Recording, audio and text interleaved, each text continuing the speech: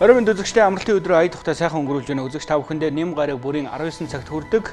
Энэ өдөр хөтөлбөрийн анализ хөтөлбөр үзэгч та бүхэндээ хүрэхэд бэлэн боллоо. Улс төрийн эдийн засаг төрөлсөн онцлог үйл явдлуудаар хамтдаа ярилцъя. Улаанбаатарын хаяанд гарсан хойн төмрийг унтраах гэж аргаа ядаж сууна. Ийм л цаг үе дээр та бид ажиллаж, амьдарч бас асуудал болгоны араас бухимдаж сууна. Юу вэ гэдгийг хэлэх юм бол бас Улаанбаатар хотын богд ууланд гарсан төмрийг олон нийттэйгээ хамтраад онцгой байдлынхаа маань 5 литрийн усыг дээш нь доош нь зөөсөөр унтрааж чадлаа.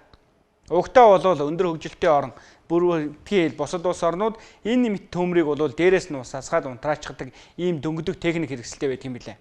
Харин Монгол улсын хувьд бол гал гаргахаар машин настгүй, аль эсвэл унтраах техник хэрэгсэл байхгүй, эсвэл онгоцоор тэгж унтраах боломжгүй. Тийм учраас иргэдийнхээ тусламжтайгаар онцгой байдлын албаагчид маань уулын билээс усаа зөөж орой дээр нь гаргаж асгадаг ийм л дүр зураг өнөөдрийг хүртэл үргэлжилсээр байна. 10 гаруй жилийн өмнө ч гэсэн ийм л байсан. 20 жилийн өмнө яг л ийм л байсан. Өнөөдөр энэ байдал ерөөсөө өөрчлөгдсөнгүй. Ойн төмрийг унтраахын тулд онцгой байдлын албан хаагч 10 канистртай 20 канистртай усыг үүрээд уулын орой руу алхдаг, буцаж бууж ирдэг. Өдөртөө 10-20 км ийм л замаар туулж иж ойн төмрийг унтраах гэж оролддог дүр зураг байсаар байна. Зарим тохиолдолд ойн төмрийг унтраахын тулд бороо ороосоо гэж залбирахаас өөр гарцгүй болдог ийм л дүр зураг байгаа юм а. Тухайлбал та бүхэн санаж ивэл Mi-8 нисдэг тэрэгний ослыг санаж байгаа. 2008-9 оны үед болсон энэхүү ослын үеэр бол Сэлэнг аймгийн Мандал суманд гарсан төмрийг унтраахаар явсан онцгой байдлын албан хаагчид осолдож ойн төмрийг унтраах гэж байсан биш, амь насаа алдаж байсан гашуун түүхтэй. Энэ өдөр энэ дараагаар онцгой байдлын албан хаагчдын техник хэрэгсэл хоол хүнсний хангамжийн асуудал нэлээд хүчтэйс хөгдөж байсан. Гэсэн хэдий ч өнөөдөр яг энэ байдал дүр зураг дүрслэл хэвээрэл байна. Үе үеийн дарганаар нь өнөөдөр онцгой байдлын сайжруулах бус муужруулсан алхмуудыг хийсэн биш үстэй гэсэн халаглал хүртэл явж байгаа юм. Тийм ч учраас өнөөдөр онцгой байдлын албан хаагчдын хангамж үнэхээр бусад асуудлуудын талаар жил болгон ярьдаг, жил болгон асуудал хөгжсөний дараагаар хүнддэг боловч шийдэгдэж байгаа нь том маруухан байгаамаа. Тухайлбал Дүнжин гарвын төмөр, за үүнээс гарсан томоохон гал төмрүүдийн үеэр онцгой байдлын албан хаагчдын хувцас хэрэглэл аюулгүй байдлын талаар олон зүйлийг хөндөж, хэвлэл мэдээллийн хэрэгслээр тухай бүрд нь асуудал дэвшүүлэн ярьж байсан. Гэтэл өнөөдөр 2025 онд энэ байдал мөн л хിവэрэ үргэлжилж явах жишээтэй. Хэдийгээр төсөв багтай гэж яригддаг боловч үнэхээр төсөв нь багтай мó үгүй юу гэдээ ингээд харахаар бас тийм биш юм а. Өнөөдөр онцгой байдлын албан дээр нөхцөл байдал үнэхээр хүндрэлтэй байна. Тухайлбал улсын хэмжээнд ой хэрийн 5 төмөр гарахад онцгой байдлын албан хаагчдын техник хэрэгсэл хүч боломж нь бол хязгаарлагдмал гэдэг нь мэдэгдэж байх жишээтэй юм а. Тийм ч учраас өнөөдөр онцгой байдлын албан хаагчид маань олон нийтийн дэмжлэгтэйгээр за уулын орой дээр гарсан төмрийг уулын билээс нь ус зөөх хэлбэрээр унтраах гэж оролдож байгаа. Энийгээ ч гэсэн хийхийн тулд маш олон цаг хугацааг алдаж байгаа ийм дүр зургууд бол та бидний өмнө хараглаа. Тухайлбал Сэлэнг аймагт гарсан төмөр дээр 300 орчим хүмүүс нийтдээ 30 гаруй техник хэрэгсэлтэйгээр унтраах үйл явдалд ажилласан байх юм. Ингээд хоёр аймгийн онцгой байдлын албан хаагчид хамтарч иж энэ төмрийг цурманд оруулж унтраах байдал руу оруулж явах жишээтэй. Энэ бүхэн нь бол онцгой байдлын албан хаагчид бол ажлаа сайн хийдэг, харин удирдах байгаа удирдлага улс төрчдийн зүгээс тэдэнд үзүүлдэг дэмжлэг бол тун хангалт түүхийн тод жишээ юм а. Ой хэрийн төмөр буюу тэрийг ойн төмөр унтраах туулах чадвар сайтай ийм автомашинуудаар үүрэг гүйцэтгэдэг гэдгийг хэлье. Энэ бол тэрэг техникийн хангалт бол тодорхой хэмжээнд одоо хийгдэж байна. Гэхдээ бол одоо хүссэн хэмжээнд буюу онцгой байдлын байгууллагын шаардлагын хэмжээнд одоо энэ хангалтыг хийх одоо зүйлүүд бол шатараатай ингээ хэрэгжиж явж байгаа. Тухайн бүс нутагт үйл ажиллагаа явуулдаг Сэлэнг аймгийн баруун хараа, за Сэлэнг аймгийн хөтөл, Сэлэнг аймгийн төв, аймгийн төв дээр явуулдаг энэ Иргэн хайх аврах анги, гал төмөр унтраах аврах ангийн хүч хэрэгсэл, за дээр нь Дархан уул аймаг, Орхон аймагт одоо үйл ажиллагаа явуулдаг онцгой байдлын байгууллагын хүч хэрэгслийг газраар хүргэх одоо үйл ажиллагааг зохион байгуулад ашиглаж байна. Кинон дээр гардаг шиг л онгоцоор нисээд бөөн ус асгаад л төмрийг унтраадаг тэр дүрслийг Монгол улсаас хизээ харах юм болоо. Өнөөдөр онцгой байдлын албанд тодорхой хэмжээний нисдэг тэргүүд байгаа. Гэхдээ эдгээр нисдэг тэргүүд нь усыг тээвэрлэж аваачаад уулын орой дээр асгачих тийм чадaltaй нь алга байна. Тийм ч учраас ийм техник байхгүй учраас төмрийг тандах гэж нисдэг тэрэг ашигладаг л гэсэн ийм зүйлийг ярьж байна. За нөгөө талаас албан хаагчдыг тээвэрлэж шуурхай аваачих зохицуултаар нисдэг тэргийг ашиглаж байгаа юм. Гэхдээ нисдэг тэргийг онцгой байдлын эгэл жирийн албан хаагчид нь ашиглаад байнаагүй бол бас л асуултын тэмдэг буюу эргэлзээ төрж эхэлнэ. Учир нь юу вэ гэхээр онцгой байдалд байдаг нисдэг тэргийг ихэнх тохиолдолд дарга нар ашиглалтын юм биш үсттэй гэсэн хардлага явж байгаа юм. Яагаад ингэж хэлж байна гэхээр сая энэ 7 хоногт гарсан төмрийн үеэр онцгой байдал, за мөн хил хамгаалах, батлан хамгаалах салбарт байгаа нисдэг тэргүүд Булган аймгийн нисэх буудлын дээр буусан дүрслээс бид нар харж болох юм а. Тухайн өдөр Тус аймгийн төв дээр хойд бүсийн чуулга уулзалт болж байлаа. Хойд бүсийн чуулга уулзалт хэн гэдэг дарга ямар сайднар нь тэрхүү нисдэг тэргээр очичвоо гэдгийн асуулт өнөөдөр хариултгүй үлдэж байна. Ямар ч байсан нисдэг тэрэг ээлж дараалан буусан нэг өдөрт 4-5 нисдэг тэргийг буулгахад хүлээн авсан онгоцны удирдлага, онгоцны буудлын удирдлага бол тайлбарлаж байгаа. Гэхдээ хэн ирсэн талаарх мэдээлэл бидэнд байхгүй буюу нуусан ийм хэлбэртэй байгаа юм а. Ямар ч байсан нисдэг тэргээр дарга нар очисон үнэн болж байна. Харин хэн очисон бэ гэдэг бол одоогоор тодорхой болоогүй. Тухайлбал Булган аймгийн нисэх онгоцны буудлын дээр хил хамгаалах ерөнхий газрын 19 хүний суудалтай нисдэг тэрэг 2 удаа. За онцгой байдлын ерөнхий газрын 6 хүний суудалтай нисдэг тэрэг 3 удаа. Батлан хамгаалахын яамны 5 хүний суудалтай нисдэг тэрэг 2 удаа газардсан байх юм а. Тэгээ өнөөдөр энэ нисдэг тэргээр хэн очичваа гэдэг үнэхээр хариултгүй байна. Тэгээ сайд дарга нар бол биш очиагүй, бид нар ч очиагүй гэдэг ийм тайлбарыг тавьж байгаа. Гэхдээ энийг унаад тэнд очих эрх мэдэл бол мэдээж улс төрчдөд л байгаа гэдгийг бол хардлага яах аргагүй төрж байгаа маа. Тийм учраас энэ нисдэг тэргээр эдгээр хүмүүс очисон юм биш үсттэй л гэсэн ийм хардлагатай үлдэж байна. Эх орныхоо асуудал болгоно энэ нисдэг тэргүүд явах ёстой. Хэрвээ энхийн цагт байсан, төмөр гараагүй байсан бол тэр нисдэг тэргүүд хэдэн удаа буух бол сонирн биш. Ягаад гэвэл ажил хийжсэн л байж таад. Гэтэл төмөр гарсан. Тэр төмрийн тандалтыг хийх ёстой. Нисдэг тэрэг нь тийш явцсан биш үсттэй гэдэг ийм хардлага төрж байгаа юм. Учир нь юу гэхээр уулын орой дээр гарсан төмөр хаана оргил хэсэг нь байна. Тэр төмрийг унтраахын тулд ямар арга техник хэрэглэх вэ? Онцгой байдлын албан хаагчдынхаа хүчийг хэрхэн хуваарлах вэ гэдэг тандалт судалгааг бол нисдэг тэргээр ядаж хийх ёстой байх. Гэтэл ийм ч юмгүйгээр зүгээр л уулын билээс нь усаа зөөгөөд явж байгаа ийм дүр зураг бол ажиглагдсан гэдгийг орон нутагт байгаа иргэд бол хэлж бухимдаж байгаа. Тийм ч учраас онцгой байдал цэрэг цагдаагийнхны энэ нисдэг тэргийг хэн унаж тансаглаж хэрхэн хаашаа зорчоод байна гэдэг асуултын тэмдэг яах аргагүй гарч байгаа юм. Тэгээ энэ нисдэг тэргийг хэн унсан бэ, хэзээ унсан бэ гэдэг дээр бол мэдээж хариулт байхгүй. За тэрийг би эргэж тодруулж танд мэдэгдэе. Одоо бол манай нисдэг тэрэг бол яг төмрийн голомтод үүрэг гүйцэтгээд ажиллаж байна. Энэ бол бас та бүхэн нэг зүйлийг ойлгоорой. Өчигдөр 17 цагт төмөр гарах үед Улаанбаатар хотод ямархуу хэмжээний салхитай шуургатай байсан. За нэгдүгürt нислэгийн аюулгүй байдлын асуудал яригдана. Яг энэ шууд тухайн одоо нисдэг тэргийг ашиглаад шууд төмөр унтраах ажиллагаанд оролцоход бас агаарын нөхцөл байдал шалтгаалж байгаа. Гэтэ одоо 23 гомдол мэдээллийг бол экологийн цагдаагийн албан дээр шалгаж байна. 47.8% нь бол эзэн холбогдогчид тогтоогдсон, 12 буюу 52% дээр нь эзэн холбогдогчийг тогтоох чиглэлээр ажиллаж байна. Онцгой байдал, онцгой байгууллага. Үнэ онцгой байдал байгууллага. Гэхдээ энэ байгууллага бол цагдаа шиг, цэрэг шиг шууд удирдлагаар, шууд тушаалаар явна гэхээсээ илүүтэй хангамжийн тодорхой хэмжээнд өндөр байх иргэний амь нас, эрүүл мэнд, эд хөрөнгийг хамгаалдаг онцгой байгууллага.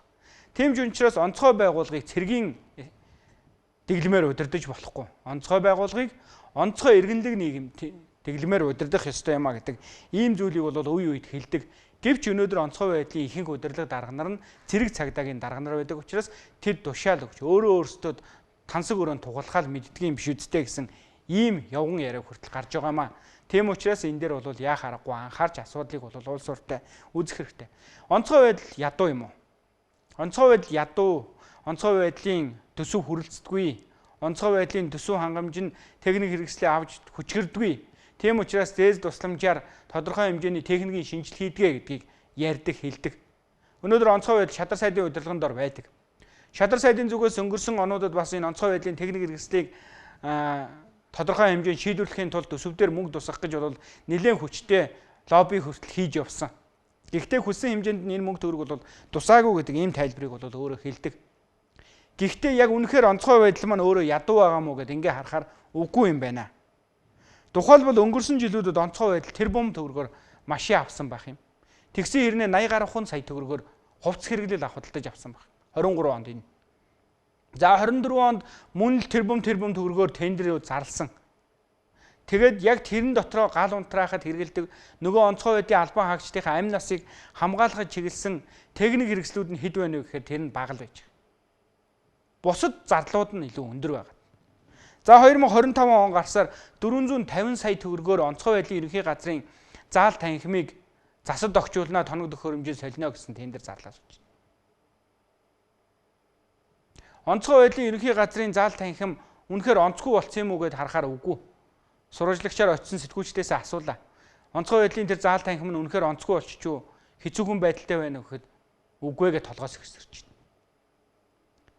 Тэгэхээр онцгой байдал үнэхээр ядуу гэхээсээ илүүтэй онцгүй зүйлүүдэд төсөв хөрөнгөө зарцуулаад байгаа юм биш үсттэй гэсэн ийм асуулт урган гарч байгаа.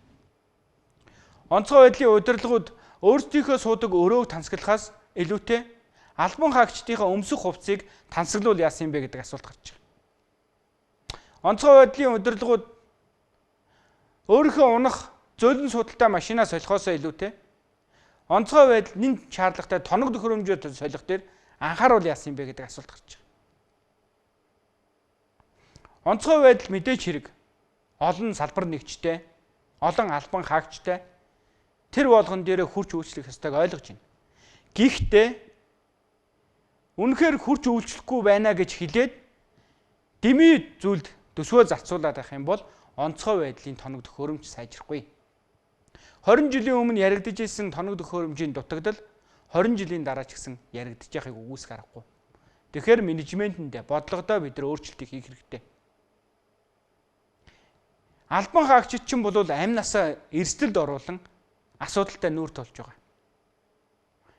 Дарга нар удирдлага менежментээр хангаж ийн гэж хэлээд үнэхээр хөрсөн дээрээ буухгүй байгаа юм шүү дээ гэдгийг бид нар бодож үзэх цаг болцсон байна. Онцгой байдлын алба бол онцгой алба. Онцгой албыг удирдах хүмүүс онцгой мэдрэмжтэй байх ёстой гэж бодож байна. Тийм учраас онцгой байдлын албан хаагчдын асуудлыг өнөөдөр ярих цаг болжээ. Уг нь жил болгон л ярьж байгаа юм. Нэг түүмэр гарахаар л ярьдаг. Нэг салхи тэгдэхээр л ярьдаг. Нэг үер болохоор л ярьдаг. Байнгын ярьдаг. Гэвч шийдэгдэж байгаа нь үнэхээр бүдэг байна.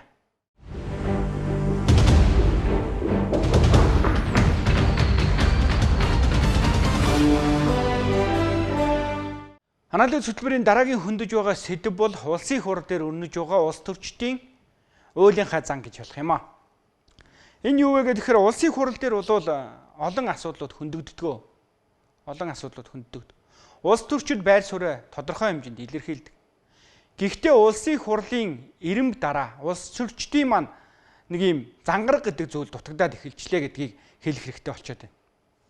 Учир юу вэ гэхээр улсын хурлын чуулган дээр засгийн газартай холбоотой олон асуудлууд орж ирэхээр улсын хурлын гишүүд нэг талаасаа улс төрчин, нөгөө талаасаа үнэхээр хэрэгцээ шаардлагатай асуултуудыг тавьдаг. Гэтэл хариулт нь өөрөө бас улс төрсөн. Эсвэл асуултаас нь бултсан нэг юм аливаа хошин үйл явдлууд болоод өнгөрдөг тохиолдолд элбэгшлээ. Сайданд сайд шиг байж чаддаггүй, гишүүн нь гишүүн шиг байж чаддаггүй. Ийм дүр зургууд бол ажиглагдаж байна гэдгийг хэлэх хэрэгтэй байна. Тэгээ улсын хурлын үйл ажиллагаа хүртэл хоёр хүний хоорондох харилцаанаас болж зогсдог болчих жишээтэй. Ийм байж болох юм уу? Өнөөдөр улс төрч бол үг даадаг болох хэрэгтэй. Улс төрч үг даадаг болох хэрэгтэй. Хин хинийхээ үгийг даагаад хэрүүл биш, хилцэл биш, хэлэлцээр биш, харин мэтгэлцэн гэдэг байх хэрэгтэй. Тэр бүхний дундаас ард иргэд ойлголтыг авдаг юм аа. Түүнээс нэгээ үгүйсгсэн хэрүүлээс бол улс орны амьдралд хэрэгтэй шийдвэр гарч чадахгүй. Улсын хурл яах аргагүй асуудлыг ирэм дараатаагаар ярих, анхаарч үзэх ийм шаардлага бол зүйсээр гарч ирж байна гэдгийг хэлэх хэрэгтэй байна. Улсын хурлын үйл ажиллагаа гацаанд орж болохгүй. Төрийн шийдвэр төмний өмнөөс явах ёстой. Түүнээс хоёр хүний хэрүүлээс бол зогсож болохгүй. Тийм учраас энэ 7 хоногт бол яах аргагүй, энэ бол анхаарал татсан ийм сэдэв байлаа гэдгийг хэлэх хэрэгтэй байна. Энэ хүрээндээ ч гэсэн зарим улс төрчид бол байр суурьудаа хүртэл илэрхийлээд авсан.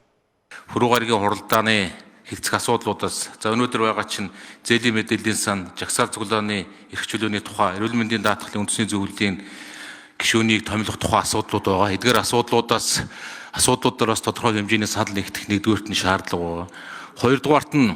Хоёрдугаарт нь бас зарчмын зүйл байгаа. Энэ нь өөрөө ер нь Монгол улсын эрх барих, төрийн эрх барих дээд байгууллага улсын их хурлын чадамжийн тухай, улсын их хурлын зарим гишүүний бүрэн эрх хэрэг хүчинтэй байгаа эсэх тухай ийм зарчмын асуудлуудаар бас Ардсан намын бүлгөө удирдлагад завсарлага авахыг даатгасан. Саяны асуудлуудаар бид нар бас завсарлага авч тодорхой хэмжээнд байр суурь нэгтгэх ийм хэрэгцээ шаардлагууд байгаа. Энэ мэдчлэн одоо асуудлаас үүдэлтэйгээр улсын их хурлын хилцэх асуудал дээр цаа дотор учирдаг төрийн ажил явахад бэрхшээл тулгардаг байж ерөөсөө болохгүй. Цаашдаа ийм зүйлийг бол хүлээж авах боломжгүй.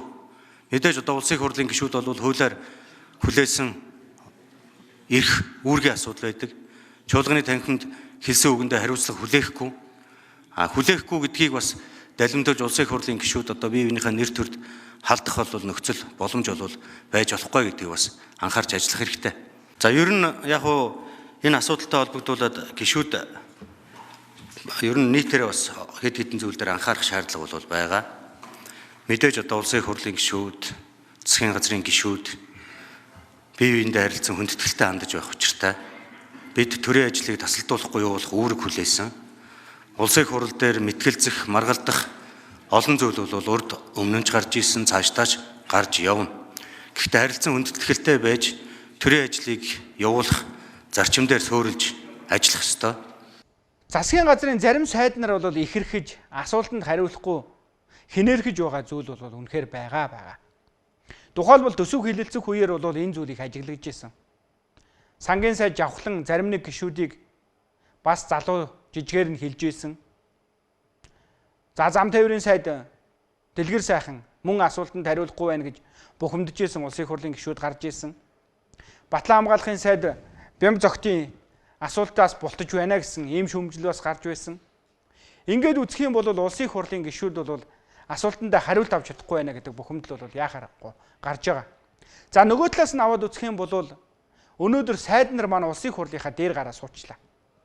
Давхар дээлтэй улсын их хурлын гишүүн, засгийн газрын гишүүн гэдэг ийм хоёр сэтрийг зэрэг зүүцсэн. Тэгээ улсын их хурлын гишүүнийхээ ажлыг хийдгүү. Улсын их хурлын танхимд хэрэг барагтаа үзэгддэггүй. Сайдын хүрээнд асуултанд хариулдаггүй. Алга болчдөг. Яамныхаа нэг хурган даргаыг оруулж ирээд улсын их хурлын танхимд суулгачдаг. Нөгөөдгнөөс нь гишүүд асуухаар нөгөөдг нь асуултынхаа хариултыг мэддэггүй. Үүнээс нь болоод гишүүд бухимддаг ийм дүр зургууд харагдаж байна. Тухайлбал энэ 7 хоногт эдийн засгийн хөгжлийн сайд ган төмрөөс асуулга тавьсан үүрийн төвөө гишүүд нэлээд бухимдлаа. Эдийн засгийн хөгжлийн яамныхан эдийн засгийнхаа 14 мега төслийнхоо техник эдийн засгийн үндэслэл тооцоог мэдэхгүй байна. Өмнөөс нь уулуурхай яам хариулаа сууж байна. Мега төслүүдийг зангидж байх ёстой энэ яам нь өөрөө мэдэхгүй байна. Эдийн засгийн ирээдүйн бодлогоо тодорхойлж чадахгүй байна гэж шүүмжлээ гэж. Энэ үед нь ган төмөр сайд байхгүй. Энэ мэтэр бол ер нь улсын их хурлын гишүүд маань нэлээд бухимдалтай байна. Улсын их хурлынхаа дээр засгийн газар гараа суучлаа гэдэг ийм бухимдлыг бол яхаарахгүй илэрхийлж байна. Нөгөө талаас засгийн газар маань бас тодорхой хэмжээнд улсын их хурлын гишүүдэд бол бас мэдээллийг зөв зөвтэй өгөж сурах хэрэгтэй байна. Харин улсын их хурлын гишүүд бол шүүмжлийг хүлээж авч даадаг болох хэрэгтэй. Үг хэлэнгүүт нь гоншгоноод байж болохгүй. Өгүүлбэр хэлэнгүүт нь уйлан дуурайд байж болохгүй. Тийм учраас улс төрчид бас үг даадаг болох хэрэгтэй. Үг даана гэдэг маань өөрөө юу хэлж байгаа юм бэ гэхээр олон нийтийн шүүмжлэл, хэвлэл мэдээллийн хэрэгслээр гарч байгаа шүүмжлүүдийг хүлээж авч сурах хэрэгтэй. Намайг шүүмжилчлээ гэд энэ нь захиалах юм а гэд гоншгоноод байж болохгүй. Олон нийт хэвлэл мэдээллийн хэрэгсэл бол таны ажилд сайжруул бий болоосоо гэсэн үднээс шүүмжилдэг. Энэ шүүмжлэлийг улсын их хурлын гишүүд яхаарахгүй хүлээж авах ёстой юм а. Хүмүүсийн хоорондын харилцааны асуудал төдий бас биш юм а. Монгол Улсын их хурал үндсэн хуулиар Монгол Улсын төрийн эрх барих дээд байгууллага, Монгол Улсын засгийн газар улсын их хурлаас томилогдож, хуулийн хэрэгжилтийг хангаж, хуулийн хэрэгжилтийг улсын их хурал тайлагнах үүрэгтэй ийм байгууллага. Энэ байгууллага ерөнхий сайд болоод ер нь өнгөрсөн хугацаанд төрийн захиргааны албан хаагчдаас удаа дараа гарч байгаа хариуцлагагүй мэдээллүүд, дутууд үлбэг мэдээллүүд, олон зүйлүүд дээр ардчилсан намын бүлгийн зүгээс бас тодорхой байр суурьуудыг илэрхийлж, улсын хурлын тухай хууль, улсын хурлын дэгийн тухай хуулиудад тодорхой нэмэлт өөрчлөлтийн саналуудыг бид нэр өнгөрсөн сарын туршид боловсруулад ажиллаж ирсэн. Мэдээж улсын хурлын гишүүдээс бас үе гомдлууд ирдэг. Байнгын орооны хурал дээр, чуулганы нэгдсэн хуралдаан дээр асууж байгаа асуултанд бас хариулт өгж байгаа албан тушаалтан оновчтой хариулт өгөхгүй байна. Тойруулж гин, буруу зүрүү хариулж гин. Зарим тохиолдолд одоо асуусан асуултанд эргүүлж хариулж байгаа байдал нь бас их хэрэгсэн хэлбэрээр хариулж байгаа нөхцөл бас байна гэд одоо байнгын орооны хуралдаанаас гисүүлээд гишүүдээс бас гомдол санал гарч байгаа.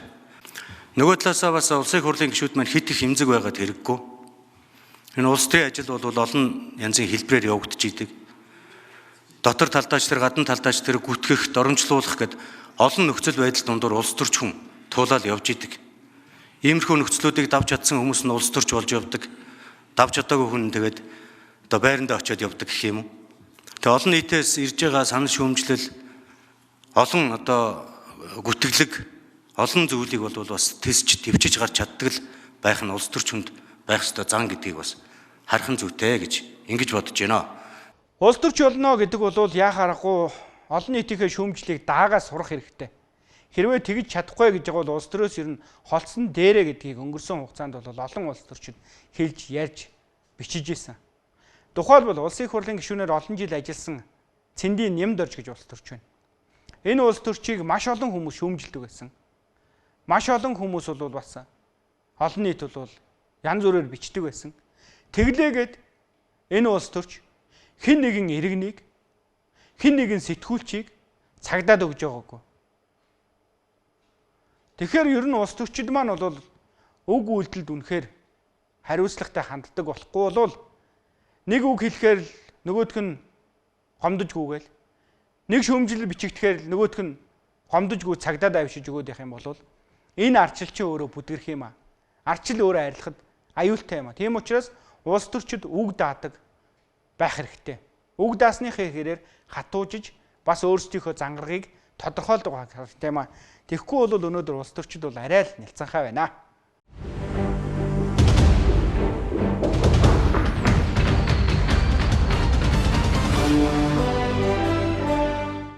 За улс төрийн шүүмжлээ үргэлжлүүлэе гэж бодож байна. Учир нь юу вэ гэхээр бас энэ 7 хоногт ардчилсан намыг засагт орсон нь бол алдаа байсан юм а гэдэг ийм шүүмжлэл өрнөлөө. Тэгээ ардчилсан намын зарим энгийн гишүүд маань бол ардчилсан намыг засгийн газраас гарах цаг нь болсон гэсэн ийм өртөл ухуулгыг хүртэл хийгээд эхэллээ. Ардчилсан нам засагт гордог нь өөрөө буруу байсан юм а гэдэг ийм шүүмжлэлийг ч гэсэн ярьж байна. Тэгээд улсын хурлын 2024 оны сонгуулиар бол ардчилсан нам 42 судал авсан. 42 судал авна гэдэг бол өмнөх сонгуультайгаа харьцуулах юм бол бас өндөр судал авсан. Сөрөг хүчний хувьд зангарахтай ажиллах тэр боломжуудаа бүрдүүлсэн гэж ингэж хэлж болох юм. За нөгөө талаасаа парламентод 5 намын бүрдсэн. 5 намаас бол 42 судалтай гол сөрөг хүчин бол ардчилсан нам байх ёстой байлаа. Гэтэл Монгол Ардын намын өвөрлөг гүгээд орчихсон. Монгол Ардын нам бол санал тавих нь нэг осны хэрэг. Харин саналыг нь хүлээж аваад гүйж орох нь бол өөрөө бас нэг асуултын тэмдэг юм а гэдгийг бол өнөөдөр бодох хэрэгтэй. Тэгээд уг нь бол сонгуулийн тогтолцоогоор бол ардчилсан намд бол сөрөг хүчин байгаа ч арай л ирэхвэр чадахгүй юм байна гэдэг ард түмний сонголт өгөгдсөн. Гэтэл энэхүү ард түмний сонголтыг бол уландаа гიშгээд өнөөдөр ирэхвэрсэн нам болоод хувирчихсан юм а. Тийм учраас иргэд бухимдаад байгаа шүү гэдгийг хэлэх хэрэгтэй байна. 2024 оны энэ удаагийн парламентын сонгуулийн үр дүнд манай сонгогчдууд их сэтгэл хангалуун байгаа гэж би ойлгодог. Ямар нэгэн асуудал гараагүй. Ардчилсан нам 42 судал авсан, Монгол Ардын нам 60 гэдэг ингээ хүн нам бас судал авсан, парламент 5 намын төдийлд орж ирсэн гэд. Ер нь ийм арчлалтай, олонхтой, цөөнхтэй, сөрөг хүчинтэй, хяналттай парламент гарлаа гэж ингэж би сонгосон гэж бодож байгаа. Ардчилсан намыг яг засаг бариулчих гэж ард түмэн сонгоогүй шүү бас. Хамаг тэмдэгэ булаацалтаа зодолтоо нэр дэвшилтэд хийж байгаа намд ард түмэн бас итгээгүй. Тий. Харин сайн хяналт тавьж сөрөг хүчинд болгочих гэдэг сонголт бол хийсэн. Ард түмэн юун сэтгэл дундуур байна гэхээр Хянаад өгөөрөөгээд сонгоцсон чинь сай дарга болоод явсан тарин сэтгэл ханамжгүй байгаа шүү дээ. Ард түмний сонголтыг зөрж явж байгаад нь харин сэтгэл ханамжгүй байгаа. За сонгуулийн тогтолцоонд нөлөөлөх ийм улс төр эрх зүйн үр дагавартай шийдвэр дээр мэдээж парламентын намууд гишүүдээр нэлээд нухацтай хандах хэрэгтэй баг. Тэр дотор мэргэжлийн байнгын ороо хүлээж авсан эсвэл аваагүй гэдэг шийдвэр гаргасан нөхцөлд үндслэлээ их сайн тодорхой боловсруулж улсын их хурлын чуулганд оруулж явах шаардлага үүсэж байгаа юм. Ер нь бол энэ дэгийн хуульч гэсэн өөрчлөлт оруулах шаардлагатай юм шиг үлээ. Хэрвээ байнгын хороо хүлээж авах хусан эсвэл аваагүй гэдэг шийдвэр гаргах юм бол тэрнийхээ үндслэлийг боловсруулж чуулганд оруулахгүй болохоор юм болохгүй байна. Яг тэр цэц маань өөрөө үндслэлээ гаргаж ээж энэ шийдвэрүүдээ гаргаад байгаа учраас улсын их хурл мөн адил нухацтай энэ гишүүдийн ярьж байгаа саналыг тусгаж үндслээ боловсруулах шаардлагатай болов. Тэгээ ардсан намын гишүүд бол ерөнхийдөө сөрөг хүчнийхээ ажлыг хийсэн бол өнөөдрийн энэ нөхцөл байдлууд үүсэхгүй байсан. Ардын намын дураараа тоглолт бол хязгаартай болох байсан. Гэтэл одоо өнөөдөр ардчилсан нам, ардын нам, хүн нам гэсэн 3 нам нийлчээд засгийн газраа байгуулсан нэрээр баахан энэ тэнд намын цүнхчтэй албан тушаал томилоод тэдэндээ 3-4 5 сая төгрөгийн цалин өгөөд ингээд гүгээд байна гэдэг ийм зүйлийг ярьж байна. Үүний нэг нь бол нөгөө бүтээмжийн менежер, хяналтын менежер гэдэг байгаа. Хуулинд байхгүй албан тушаалуудыг нэрлээд байгаа. Нөгөө талаас нэг гараараа химэннэ гэж ярьчаад нөгөө гараараа химэнэхгүй гэд иймэрхүү албан тушаалуудыг энэ тэнд амлаад гүгээд байгаа учраас ардсан намынхаа өнөөдөр засгаас гарвал яасан бэ гэдэг ийм зүйлийг зарим гишүүд нь хэлээд эхэллээ. Тэгээ намыг ховчилж авсан цөөхөн хүмүүсээс хамаардаг. Энэ намыг элбэгдорж ховчилж аваад дийлдэхгүй байсан. Элбэгдоржийн ардаас Эрдэнэ гэж гарч ирсэн. Дахиад өөрсдөө залгамжлаа болгоод ган төмөр гэдэг үнийг гаргаж ирсэн. Ингээд нэг юм баруун зүгийн цөөнхийнхний ноёрхол одоо ардсан нам дотор угшил энэ өөрчлөлтгүй байгаас болоод хатвчин сууж хоймор хардаг ийм одоо нам болж хувирсан. Тэгэхээр өнөөдрийн ардсан нам дотор баяр цогт элбэгдорж гэсэн ийм одоо хоршил ерөөсөө амь хөхтэй зуурлаад салахгүй тэд нар өнөөдөр өөрсөндөө таалагдаагүй төлөө юу ч хамаагүй нураадаг ийм тоглолт хийгээд эхэллээ. Ган төмөр дарга та энэ намаа удирдах чадахгүй байна. Чадахгүй байгаа учраас та цөөхөн хэдийгэн өөрийн миний манаа гэд ингээд дугаарлчихж байна. Ардсан намын нөхдүүд эв тэнцэнтэй хаалж чадахгүй засгаас гараа. Өнөөдөр та нар ардсан нам засагт орлоо гэдгийн цаатал зүгээр л ашиг сонирхол өнөртүүлээд түрүүн би хэллээ хатвчин суучаад хоймор хардаг ийм намын гишүүдээ ийм гүлэн болгочоод энэ олон мянган хүмүүсээ ингээд доримжлохоо болцгоо. Ач дихэ гэдэг юм уу Эрдэнтийн овоолго Эрдэнтийн 49% тэр энтергээд ингээд өмч хөрөнгийн төлөө хуваагдсан эрх мэдлээ хэрэгжүүлдэг намын бүлэглүүдийн тоглолтууд явдаг. Эрдэнэтийг тойрсон. Яагаад энэ манай улсууч хүүхд дуудагдаад авилгат дуудагдаад цаана худлаа юм байдгүй штэ. Үнэн л юм байдаг. Ард түмэн мэдээл дуурал аахлаад орхидог. Одоо эдгээр дахиад өшөө том луур хулгаан төлөө энэ засаг руу нэгдсэн. Тэгээ тэрнийгээ санаархтайгаан төгс хэрэгжихгүй бол нөгөө юу гэдэг үлээ? Өөрсдийнхөө одоо үрээс тагаад ийм байдлаар улс төр хийхгүй. Улс төрийн хэрвээ нам юм бол энэ Монгол улсыг сөр хүчингү болгосон хамгийн том гамшиг одоо өнөөдөр ардсан нам өөрөө бүрүүтэн. Ардсан нам бол дотроо олон нам бүлэг фракцуудад хуваагддаг. Тэгээ энэ нам бүлэг фракцуудынхаа хүрээнд бол яа харахгүй бүхнийг нь хангах сэтгэл хангалуун байлгахын тулд албан тушаалыг хаасаагүй өгж байна гэдэг ийм зүйлийг ярьж байгаа. Нөгөө талаас яг ардын нам адилхан шүү. Бас л яг ардсан намтайгаа ковотын тохироо хийгээд лин тэндгүү цүнхчтэй авчиад байршуулад байгаа. Хүн нам бас ялгаагүй. Тэгээ энэний тод жишээ бол өнгөрсөн 7 хоногт би бас тав хүнтэйгээ ярьж исэн. Гадаадд суух дипломат консулууд, дипломат төлөөлөгчтэй бол сонгох гэхээр нөгөө энэ намуудаас ирж байгаа цүнх баригчдын 95-аас 97% нь бол үнэхээр дипломат ёсны шаардлагыг хангахгүй байна. Гэтэл намууд нь зүтгүүлээд байна гэх аргаа ядахта гадаад харилцааны сайд яриа өгөө зогсож ирсэн. Энийг санаж байгаа тавхан.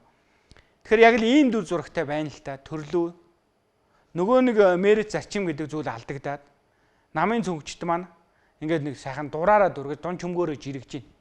Тийм л учраас сөрөг хүчин байх хэрэгтэй. Сөрөг хүчин байж иж энэ хяналт тогтох юм а гэдэг зүйлийг яриад байгаа. Тэгхгүйгээр ингээд найрын дундаа, найзын дундаа нийлээд явчих юм бол хяналт байхгүй, жинхэнэ замбраагүй эдэн уултал болоод ингэж хувраад байгаамаа гэдгийг бид нар бодолцож үзэх хэрэгтэй юм аа. Анализ хөтөлбөр таамтайгаа үзэгч тавхандаа баярлалаа. Хэд ормын дараа үргэлжлүүлэн тавхантэйгээ онцлог үйл явдлуудаараа ярилцах болно.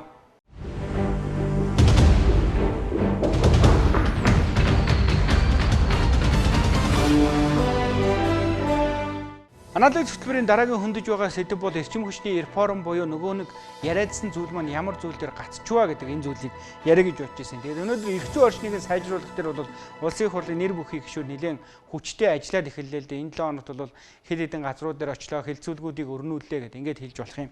Тэгээд эрчим хүчний үн тарифыг нэмээд л эрчим хүчний шинжилэл зогссон уу гэдэг ийм асуултыг бол олон нийт яа харахгүй гаргаж тавиад байгаа. Тэгээд ямар ч гэсэн улсын хурал дээр бол эрх зүйн баримт бичгүүдийг бүрдүүлэх энэ ажлын хэсэг бол явж байна. Инх цэцэг гишүүн анхлаа явж байна гэдэг ийм зүйлийг бол ярьж байна. Өнөөдөр бол эрчим хүчний дулааны энэ салбар маань бол нэг 800 орчим журмаар зохицуулагдж байна. Нэгэсэндээ хуулиад авсан 800 орчим журмаар бол та бидний амьдрал бол зохицуулагдж байна гэдэг ингээд хэлэхэд болох юм. Тийм учраас энэ бүхнийг засах, залруулах ажлыг бол яах аргагүй хийх шаардлага үүссэн гэдэг тайлбарыг бол улсын их хурлын гишүүд мөн эрчим хүчний дулааны энэ холбогдох албан тушаалтангууд нь хэлж байна.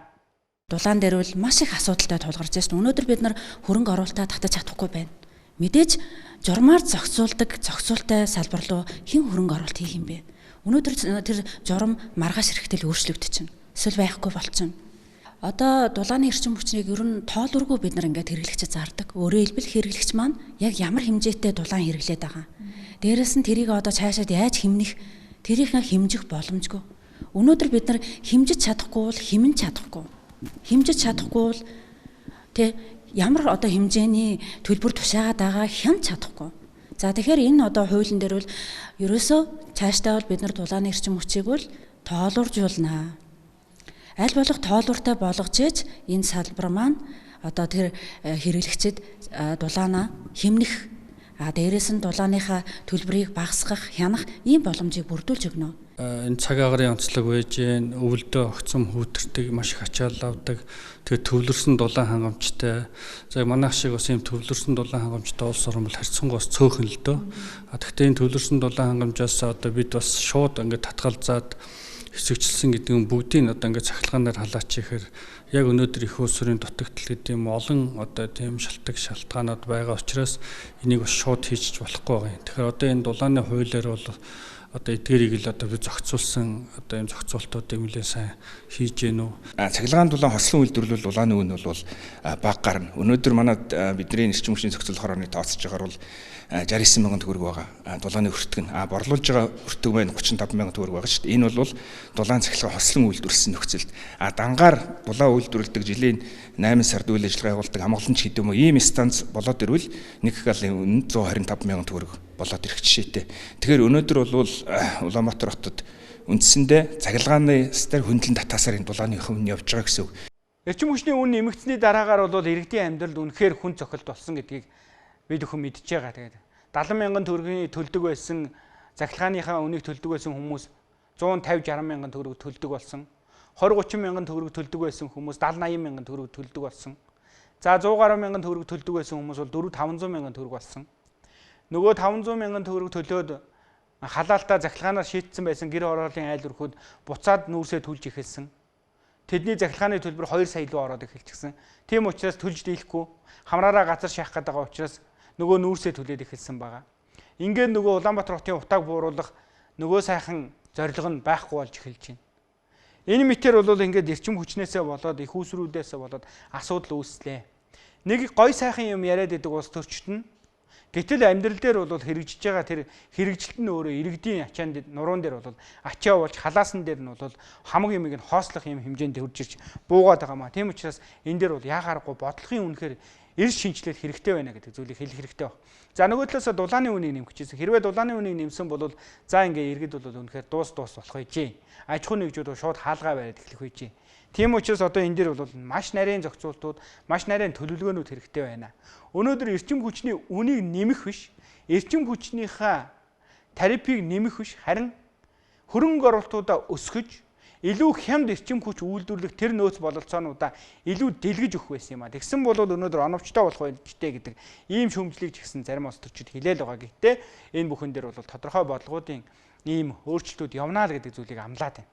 За нэгдүгээрт бол бид нар одоо хэмжиж чадахгүй бол хэмнэж чадахгүй гэдэг асуудал. За өөрөөр хэлбэл өнөөдөр бид нар дулааныхаа эрчим хүчийг хэмжидэггүй, өөрөөр хэлбэл хэрэглэгчид бид нар талбайгаар метр кубээр энэ нь юу вэ гэхээр магадгүй тэр хэрэглэгч шудраг бас одоо дулааны үн төлж явах магадaltaй. Дээрээс нь тэр хэрэглэгч маань хэрэглээгээ хянаж чадахгүй байна.